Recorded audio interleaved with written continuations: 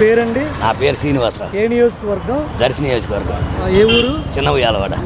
జగనన్న పరిపాలన ఎలా ఉంది? బాగానే ఉంది. బాగానే అంటే ఎలా ఉంది? అన్ని బాగానే, సంక్షేమ పథకాలు అన్ని బాగానే ఉన్నాయి, అన్ని ఇబ్బంది లేదు. అభివృద్ధి బాగానే జరిగింది. అయితే అదే రోడ్లు ఒకటి అభివృద్ధి జరగలేదు ఇక్కడ దర్శిలో జరిగినాయి, పల్లెటూరులో. మరి సరే, దర్శి ఎన్నికల్లో టీడీపీ నుంచి లక్ష్మీ గారు, వైఎస్ఆర్ నుంచి భూషేపల్లి గారు పోటీ చేస్తారు. భూషేపల్లే బయటపడుతుంది. ఆయన గెలవడానికి ఛాన్స్ ఉందా? ఛాన్స్ ఉంది.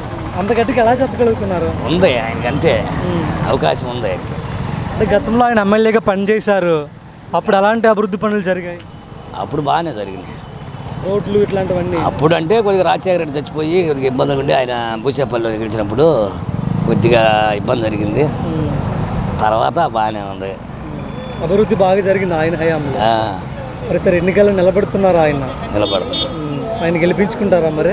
గెలుస్తుంది.